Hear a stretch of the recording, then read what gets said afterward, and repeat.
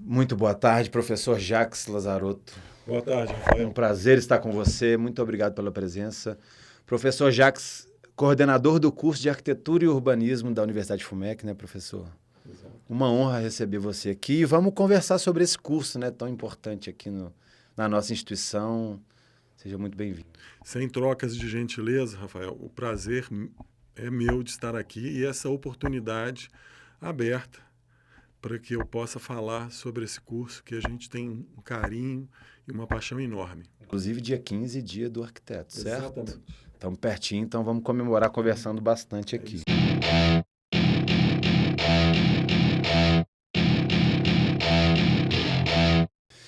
Professor, eu aqui o meu papel é o leigo que está muito curioso. É para essas pessoas que a gente está fazendo esse programa. Então, assim, eu vou te perguntar algumas coisas que são da minha cabeça, a gente já conversou aqui um pouquinho antes. Eu quero saber, assim, hoje a gente está vivendo um mercado em quase todos os cursos, né? Muita oferta, muita gente ofertando cursos, faculdades, etc. Eu quero saber, assim, o aluno FUMEC. Qual é o destaque que esse aluno recebe aqui? Qual o tipo de diferencial que vocês conseguem colocar para o nosso aluno aqui que vai torná-lo realmente assim um outro patamar no mercado? Olha só, Rafael, a gente tem as DCNs estabelecidas pelo MEC, que, via de regra, elas estabelecem um padrão para todos os cursos de arquitetura. Então, se a gente for olhar o nosso curso, ele é muito semelhante. Mas o que faz esse diferencial? O nosso aluno, ele é muito bem preparado para o mercado. Ele é muito cobrado. Às vezes a gente tem essa dicotomia, né? Mas isso é realmente um diferencial. A cobrança e a profundidade com que a gente trabalha os temas e o quanto que os nossos professores carregam uma experiência acadêmica, mas também de mercado. E isso se converte na sala de aula numa exigência e numa preparação que o nosso aluno ele é um egresso muito bem preparado para estar em grandes construtoras, em médias construtoras, abrir o seu próprio escritório, fazer consultorias, porque ele já forma com esse grau de exigência muito elevado. Então, isso aí eu considero assim um dos grandes diferenciais com respeito aos demais cursos que nós temos aqui em Belo Horizonte e no estado de Minas Gerais. Eu percebo assim, né, que o mercado é até meio lógico pensar assim.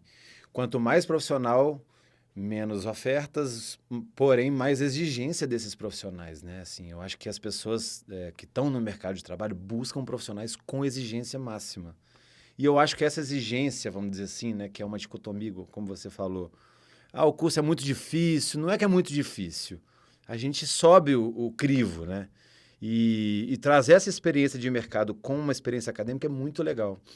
Queria que você falasse assim do engajamento dos seus alunos depois que saem daqui. Quem são essas pessoas? O que elas se formam? Como elas estão estabelecidas na sociedade? Assim, a gente estava conversando um pouco e tem muitos destaques por aí. Queria que você falasse um pouquinho disso. Ó, primeiramente, nós temos, né, nos concursos voltados para os egressos, né, a arquitetura tem isso assim como tradição. É o concurso de TC, é o trabalho de conclusão de curso. Então, uma das coisas que a gente tem como um termômetro muito bom, para além de uma série de indicadores oficiais, é, provas de desempenho e tudo, é a premiação que os nossos alunos recebem, seja em mostras de arquitetura, seja em concursos. Recentemente, nós tivemos dois egressos, né, dois formandos nossos, premiados com segundo e terceiro lugar do TCC KOMG. E aí, conversando com eles lá, eles até mencionaram, olha, Jax, que importante que vocês fazem esse tipo de cobrança. E que bom que vocês não desistem dessa cobrança, porque na escola a gente fica com aquela sensação, para que tanta exigência? Para que essa, desculpa a liberdade de falar, dessa chatice e tudo? Eles brigam com o professor, Briga com fala o para pegar professor. mais leve um pouquinho. E quando eles chegam no mercado, aí a chave vira. Eles veem, nossa, agora eu estou sentindo que eu estou preparado.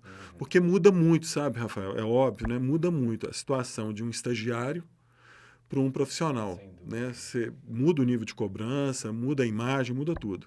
Então, assim, isso é um dos grandes indicadores que nós temos. O outro é a empregabilidade. Nós temos profissionais, arquitetos e urbanistas formados pelo FUMEC nos grandes escritórios de arquitetura, nas grandes construtoras, com comando de projetos assim de ponta, projetos-chave dessas empresas, desses escritórios, fazendo uma grande diferença. E tem mais. Nós temos profissionais que abriram o próprio negócio, abriram o próprio escritório, seja de projetos, seja de regularização, e a gente encontra, depois assim, de 5, 6 anos, esse profissional altamente bem colocado no mercado e requisitado, às vezes, nacionalmente. Olha aí. E assim, né, quantas possibilidades abrem, né, professor? Nós que somos de outras áreas, né, vamos supor, uma pessoa que não sabe bem o que é o curso de arquitetura, ele pensa num caminho muito óbvio. Eu queria que você falasse sobre as possibilidades de um mercado de trabalho, assim, em 2024, praticamente, né? Rafael, essa pergunta é ótima porque nós estamos lutando por isso. Primeiramente, eu só queria fazer uma propaganda aqui sobre arquitetura e urbanismo. Eu, invariavelmente, nas apresentações que nós fazemos fora da escola, eu costumo, e eu respeito, de fato, as demais profissões. Tem profissões que são, assim, fantásticas, né? Mas eu falo o seguinte, olha, hoje, quando você acordou, você saiu do seu quarto, passou no banheiro, foi na cozinha, trocou de roupa, saiu pela cidade, ou a pé, ou de carro, ou de bicicleta, chegou na sua escola, depois você saiu, foi para a academia. Em tudo que você frequentou, em tudo que você transitou, a arquitetura está presente. É lógico que outras profissões também estão presentes, mas assim, o que eu quero destacar primeiro da arquitetura e do urbanismo? A maravilha que é você poder conceber os espaços que abrigam o ser humano. Então, nós estamos aqui no estúdio com a intervenção de arquiteto. Nós estamos aqui num prédio com a intervenção de arquiteto. Nós estamos num campus com a intervenção de arquiteto, urbanista e paisagista. Nós estamos numa cidade, a gente vai sair aqui para a rua, para ir embora, para chegar e tal. Tem ali o trabalho do urbanista, desenhando a cidade, projetando, planejando.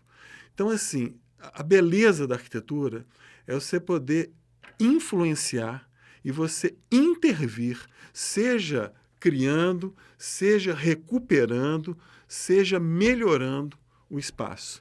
Então, em tudo que a gente circula, a gente está com esse trabalho do arquiteto.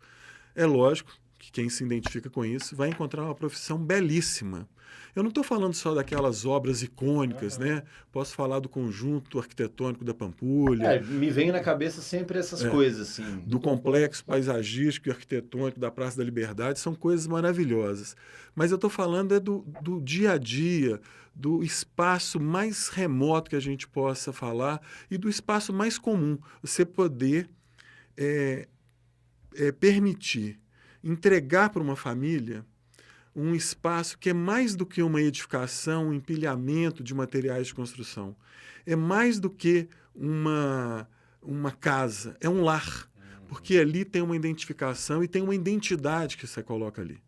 Então, isso se revela, seja na menor das habitações, seja num grande edifício, seja na cidade, seja no paisagismo de uma praça, de uma avenida, de tudo quanto há. Então, essa é, primeiramente, a beleza que eu queria destacar do que a arquitetura possibilita. E aí, quando a gente fala, quando você me pergunta dessa questão, o que se pode esperar, aí que eu vou chegar na resposta que você me pediu. Qual que é a nossa luta? Eu vou falar uma palavra assim, triste. Lamentavelmente, o arquiteto, ele pensa, e não está errado, é uma paixão, ele pensa na casa, no projeto arquitetônico.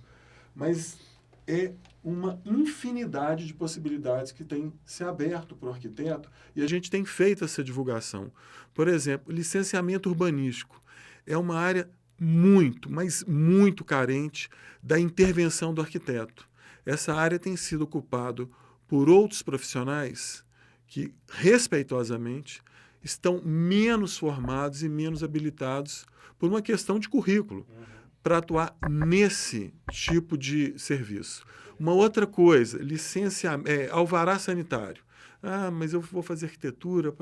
Alvará sanitário é importantíssimo.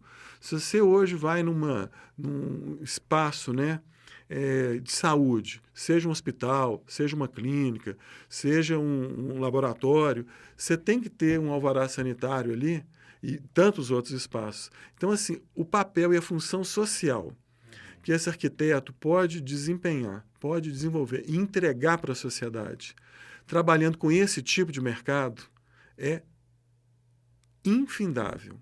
Uma outra coisa que a gente aqui no curso está assim, dando uma ênfase muito forte é o paisagismo. O Brasil dispõe de uma Associação Brasileira de Arquitetos Paisagistas, ABAP, ou seja, o arquiteto formou e ele vai se especializar ali no paisagismo e tem uma associação própria disso.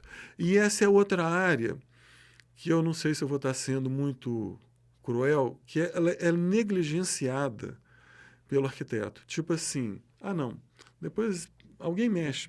Né? Como se fosse algo avulso, é isso? Exatamente. E o paisagismo, que é um outro engano, não é um agrupamento de vegetações. Tudo que não está construído é paisagismo. Então, no nosso campus aqui, tirando os prédios, né, 4, 5, tudo que está sem edificação é paisagismo. Então, o paisagismo tem planta, tem mobiliário, tem pisos, tem eixos de caminhamento, né? Tem uma série de elementos, né, que fazem parte disso. Se eu me estender para uma praça, pode ter uma escultura, né? Pode ter um coreto, que é um objeto construído, mas está ali fazendo uma composição num espaço paisagístico. Quando a gente olha a Praça da Liberdade, independente do estilo, da importação de estilo, né, ela tem a sua maravilha, tem a sua beleza. Quando a gente pega o Aterro do Flamengo, feito por Buller Marx, um espaço assim, de extensões assim, urbanísticas, né, municipais, é um espaço maravilhoso. Então, olha o quanto que o Aterro do Flamengo, por exemplo, é celebrado e é um projeto extremamente paisagístico. E isso aí a gente está tentando, muito no curso, abrir esse leque. Nós temos egressos aí que hoje, como eu estava te falando, nós temos, em especial, um egresso que eu estou lembrando aqui, que ele está, assim, muito bem situado, atuando na área de paisagismo, seja aqui em Belo Horizonte, seja em demandas fora de Belo Horizonte, fora do estado. Então, assim, é significativo essas possibilidades, né? Fora consultorias, né? Assistência técnica e uma outra situação que, apesar de ser muito mencionada, ainda requer muita atenção do arquiteto, que são as habitações de interesse social. Assistência técnica em habitações de interesse social, que a gente chama com a sigla de ATS, que é outra área que às vezes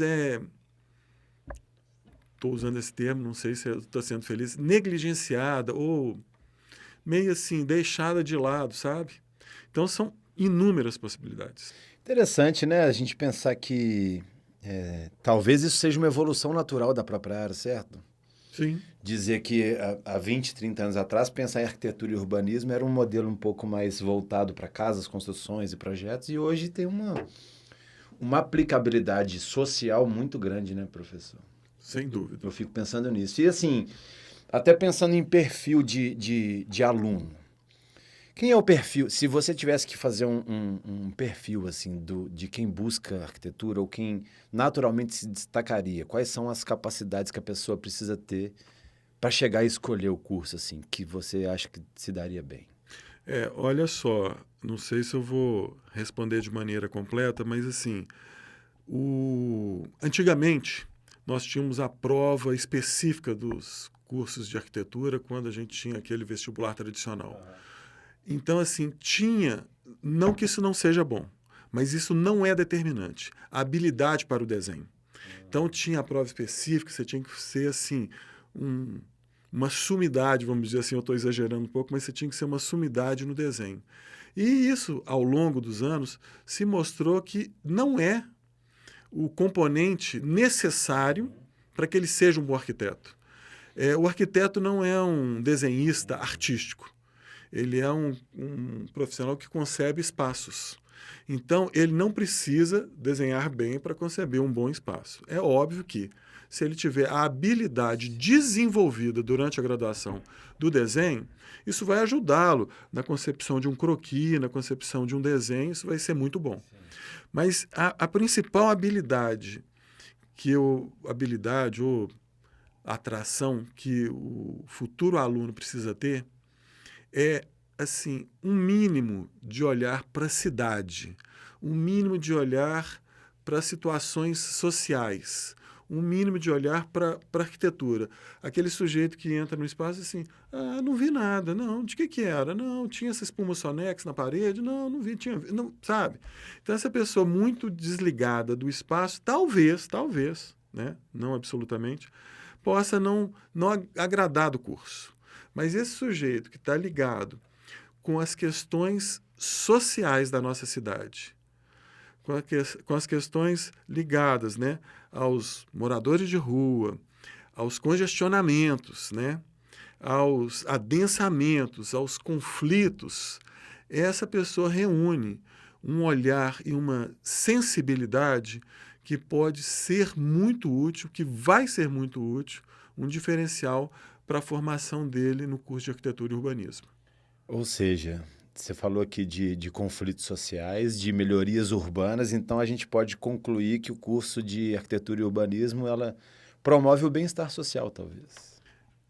Talvez não. Sem sombra de dúvida. Ô, Rafael, olha só. Hoje é o final do dia, e o nosso final do dia pode ser bem tarde, né? Nós estamos aí na última semana de aula e na penúltima semana antes do encerramento do semestre. Então, a gente pode sair daqui bem tarde. Mas, com certeza, quando você chegar na sua residência, primeiro, eu desejo que, mais do que uma residência, seja um lar. Sem nenhuma demagogia, né? Sem nenhum romantismo, mas que seja um lar. E o que um lar precisa reunir? Aconchego, descanso, tranquilidade, ventilação, iluminação e iluminação naturais. Lógico, você vai chegar à noite, 23h30, talvez você chegue depois do dia ter virado, e não porque você estava na gandaia, na farra, mas é porque você estava trabalhando duramente aqui pelas questões que envolvem a nossa divulgação. Mas aí o que acontece? O seu lar teve, ao longo do dia, todas essas possibilidades, né? Uma proteção favorável com relação ao conforto térmico, acústico. Quando você chegar lá, você vai estar num ambiente que você tem o sossego para ter uma noite de sono reparadora, e tudo tem que ser agradável. Essa agradabilidade que eu estou falando não tem a ver com ser caro ou barato. Tem a ver com ser bem feito. E bem feito necessariamente não significa que é caro. Só significa que foi bem feito. E bem pensado. Né?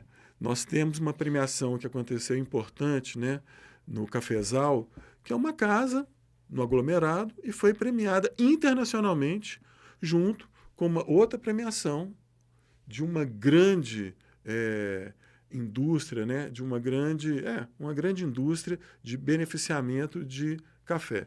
Então, olha os extremos. No entanto, os dois projetos, extremamente industrial, outro extremamente residencial, de uma escala assim, de casa mesmo, foi premiado. Ou seja, mas por quê? Porque reúne tudo isso. As qualidades, né, necessárias para você chegar, ter o descanso, ter um espaço que você possa se alimentar, ter um espaço que você possa descansar, fazer uma leitura. Então, essa é a riqueza. Essa é a grande intervenção da arquitetura e do urbanismo. Acontece que isso a gente vai mantendo a escala. Então, eu estou falando da sua casa, posso estar falando da minha, depois eu vou falar do edifício, depois eu vou falar da rua, depois eu vou falar da cidade, do parque, do espaço comercial, do que quer que seja. E isso se estende mesmo. Você vai fazer uma viagem, você chega no aeroporto, numa rodoviária, aquilo ali tem que transmitir também segurança, aconchego, né? Você está saindo de um espaço, indo para outra cidade, de uma cidade para outra e tal. Nada melhor que você chegar e se sentir acolhido ali. Lógico, a escala pode ser gigantesca, mas mesmo assim, com essa escala gigantesca, você pode ter esse acolhimento. Esse é o grande trabalho que a arquitetura faz, em todas as dimensões. Eu fiquei aqui pensando numa coisa. E talvez eu esteja reunindo pontos muito distantes, mas acredito que não.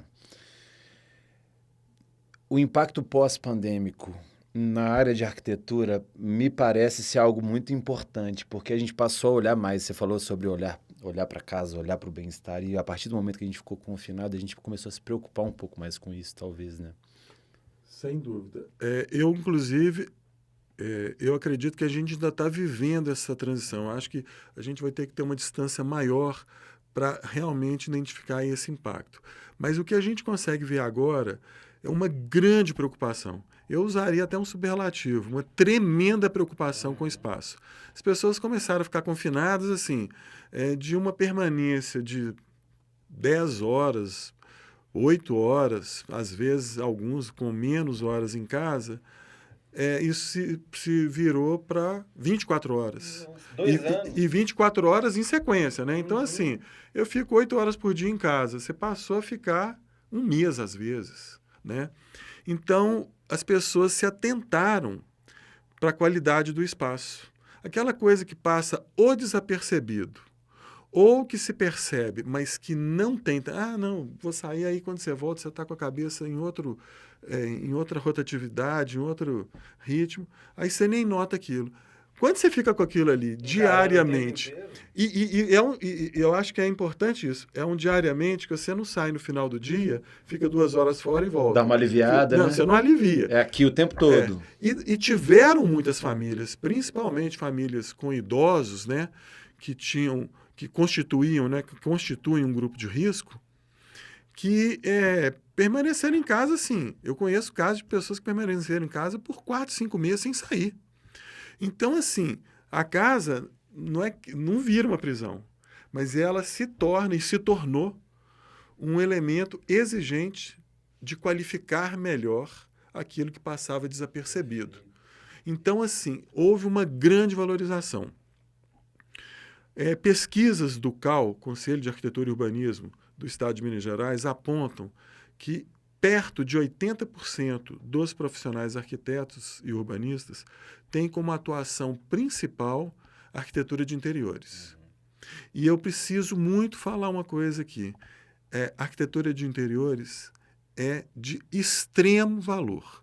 Seja ela corporativa, seja ela institucional, educacional, hospitalar ou residencial. Tudo é arquitetura de interiores. Imagina você chegar no hospital e ele está todo assim árido, todo assim, assim insensível para te acolher. Você pode estar chegando num momento de felicidade. Nasceu uma criança. Você pode estar chegando num momento de angústia. Uma doença foi diagnosticada. Então, esse espaço é fundamental que ele esteja assim, bem colocado, bem classificado, bem constituído. E aí, arquitetura de interiores muito bem estabelecida. É lógico que esse espaço tem uma série de compartimentos altamente técnicos, altamente tecnológicos e precisam ser muito bem desenvolvidos.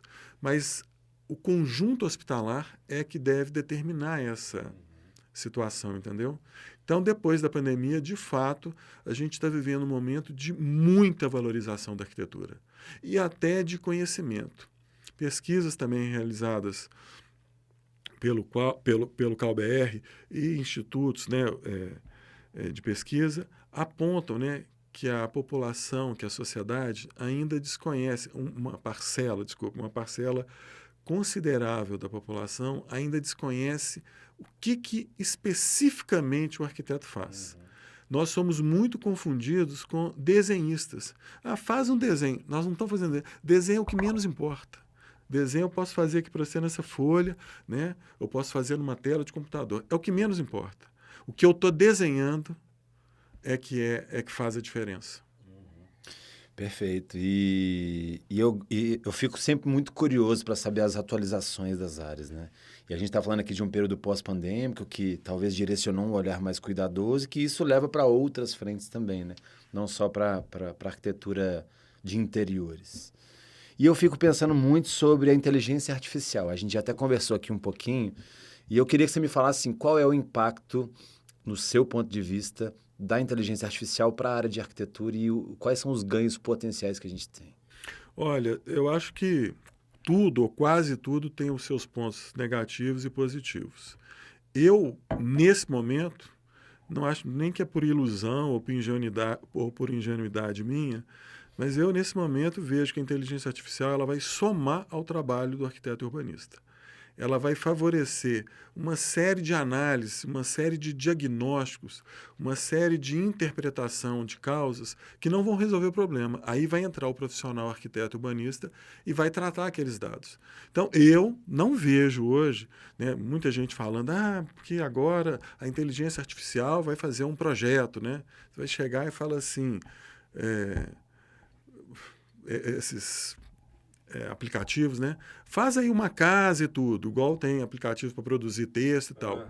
Mas ela não vai produzir uma casa com as características e com a sensibilidade que um arquiteto consegue fazer. Eu não estou falando que o ser humano não tem grandes evoluções para fazer, mas esse tipo de preocupação, sinceramente, Rafael, eu não tenho.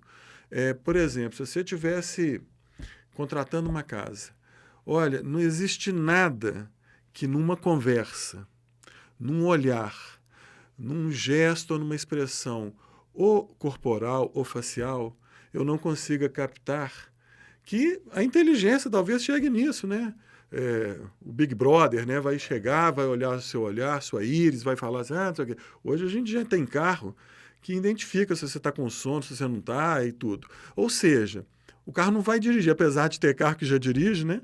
Mas o carro ali, o sensor, não é para dirigir, é um elemento de segurança. Puxa, olha. Mas esse olhar, esse contato, ele é uma ferramenta, uma situação que eu acredito que só o arquiteto urbanista, ao vivo, consegue fazer isso. Agora, a inteligência artificial vai ajudar na produção, no diagnóstico, na velocidade do trabalho. Há muito tempo atrás, final dos anos 80, início dos anos 90, veio o advento do CAD, né, que é o desenho desenhado por computador.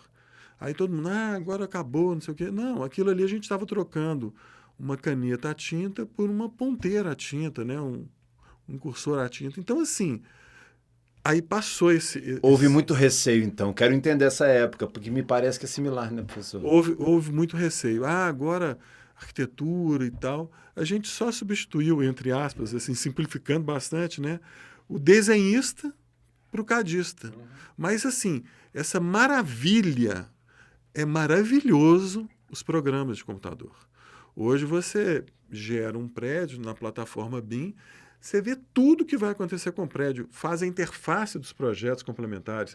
Você vê elétrica, hidráulica, lógica, estrutura, tudo ali. Arquitetura, evidentemente. E aí você vai ver quais são as interferências. Esse programa vai te dar quase tudo. Mas ele não vai fazer arquitetura.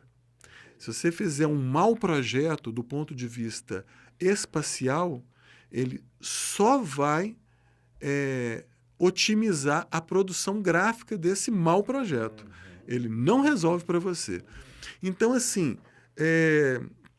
eu costumo falar, né, quando a gente está preparando os alunos para ir para a banca do famoso trabalho de curso, eu costumo falar muito isso. Olha, um mau projeto, muito bem apresentado, com perspectivas fotorrealísticas, um show. Você não sabe discernir se aquilo é uma foto, se aquilo é um desenho de computador.